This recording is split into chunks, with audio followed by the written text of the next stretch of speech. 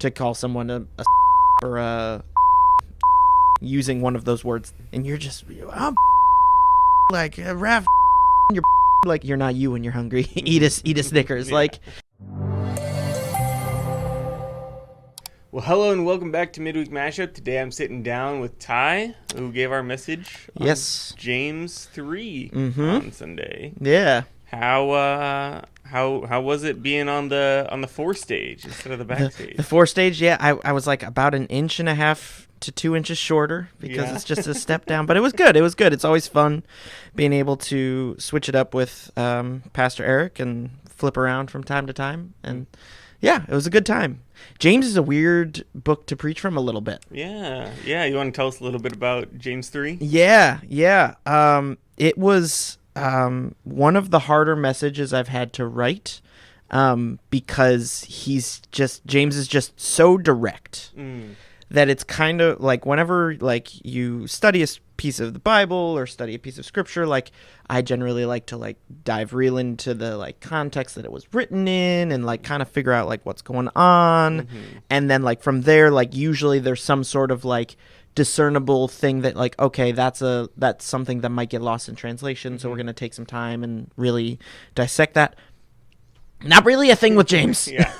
Like, I joked afterward with some friends that like my sermon can kind of be like summarized as like, watch your mouth and try to be a decent human being. Like, and that's kind of James's whole thing. Yeah. Like he's just very direct. He's very straightforward. I did learn fun little like Bible trivia fact that the name that we have given James, like we call him James, his name is actually closer to Jacob. Yeah. Which I was like, I had like learned and forgotten and relearned this time around. Yeah. And so like, I just think that's kind of funny.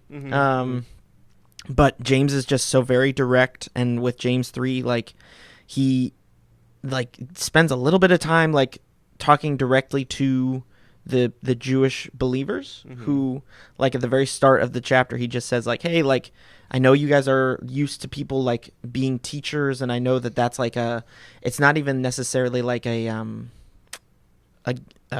thought. It's just like, if you want to be like higher up in our structure of society, if you want to be well respected, you become a teacher. That's just what you do. Right. And so James says like, well, like maybe hold on there. Like, don't do that just because it feels natural. Don't do it just because that's what like your brother did or like that your father did. Like, and I think that's something like I didn't even really get a chance to talk about it in my message, but like, it's kind of a lot of what we're doing here at FCC is maybe some of the stuff that we've done in the past.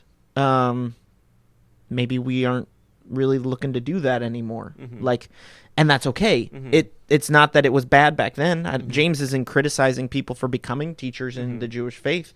He's just saying, for our new sort of belief system and our new way of doing things, like that's not necessarily the play anymore. Right.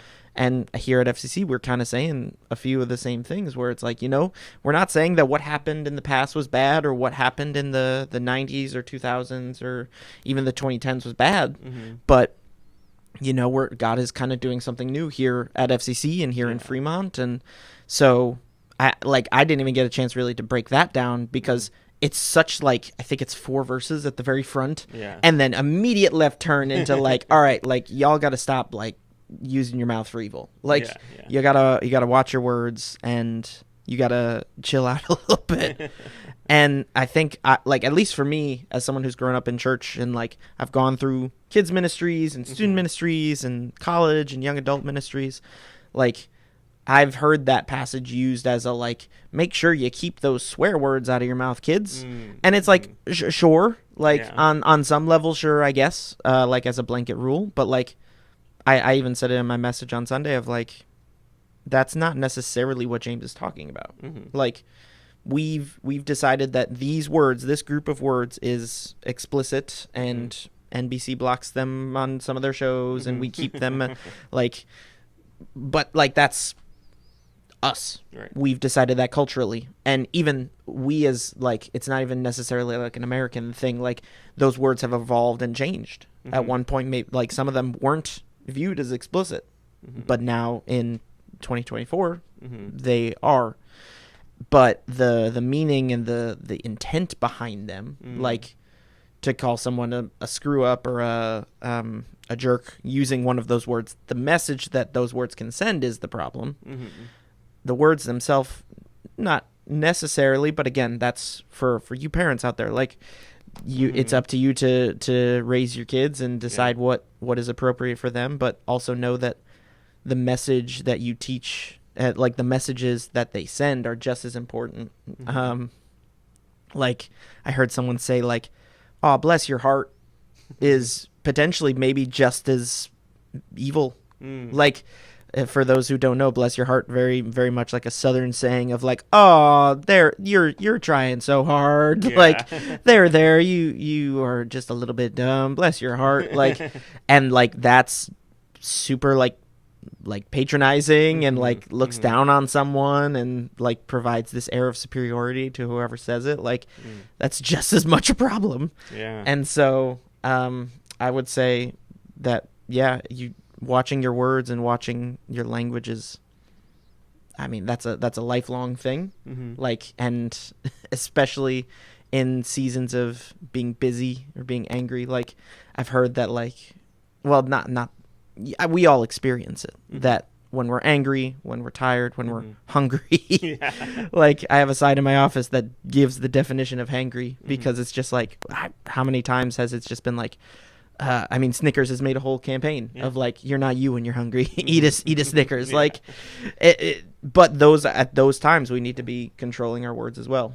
Like, and I think it all goes back to, and this is where James, I think, ties in his "don't be a teacher" message, is it all goes back to this idea that as Christians, as followers of Jesus, as believers, we represent what that means. And we represent who Jesus is. We're called to be more and more like the Son of God. We're called to be more and more like Jesus.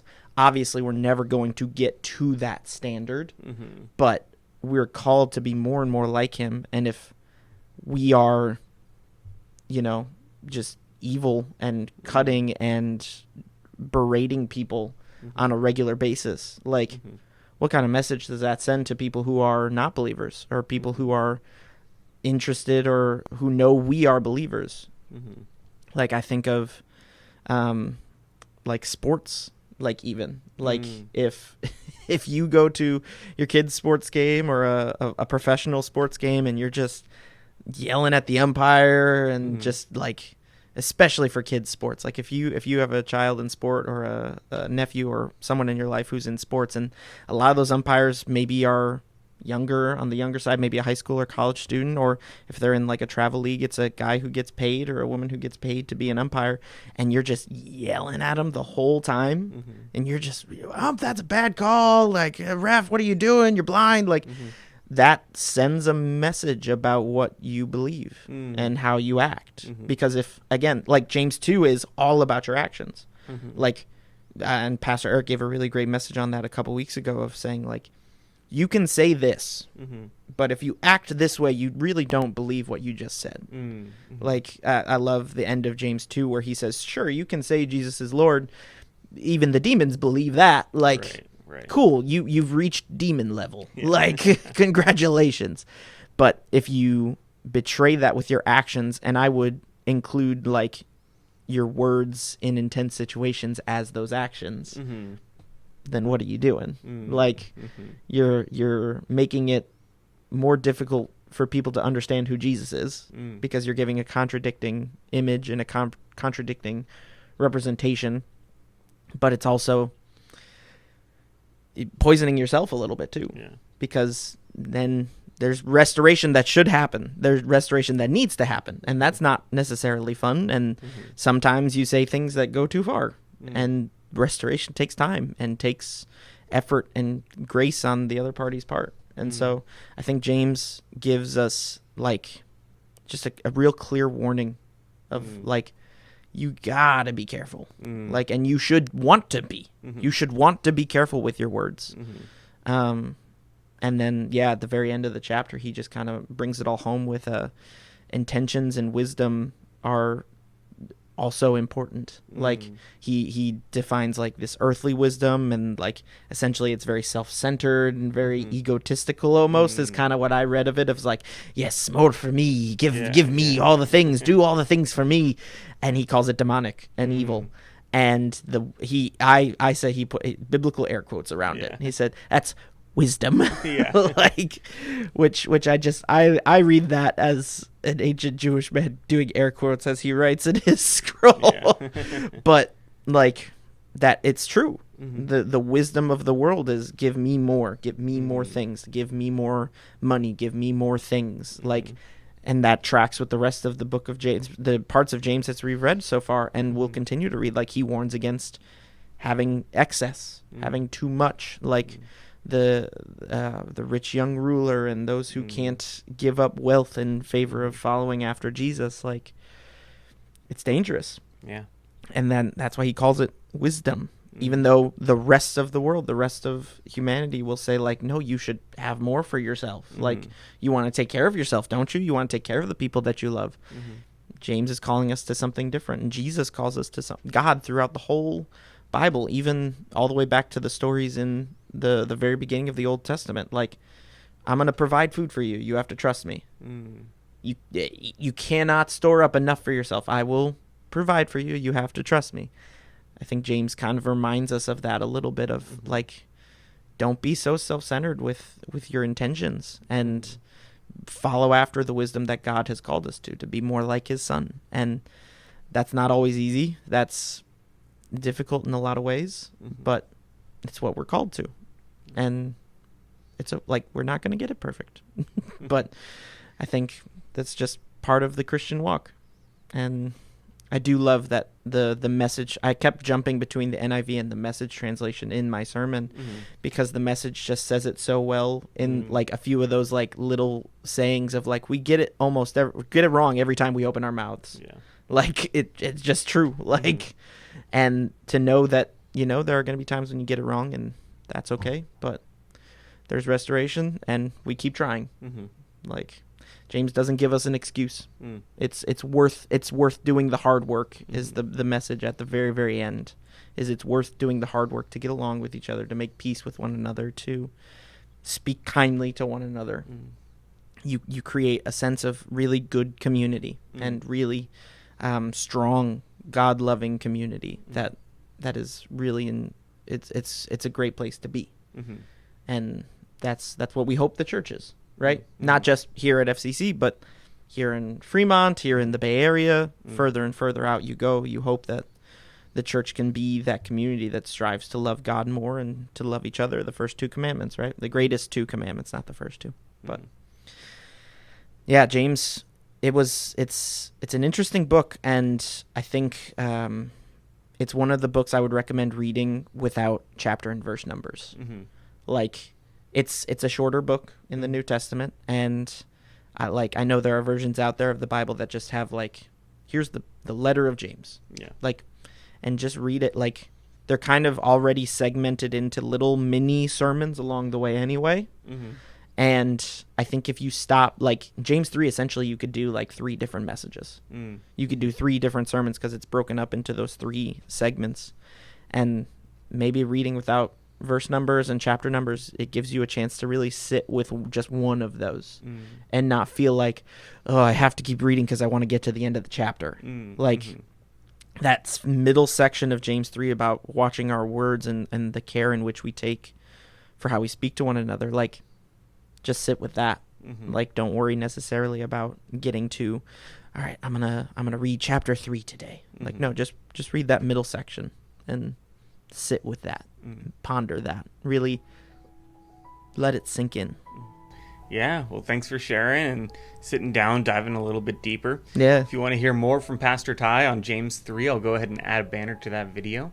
But if you are looking to connect with some more of our content, we will have some more coming up right here.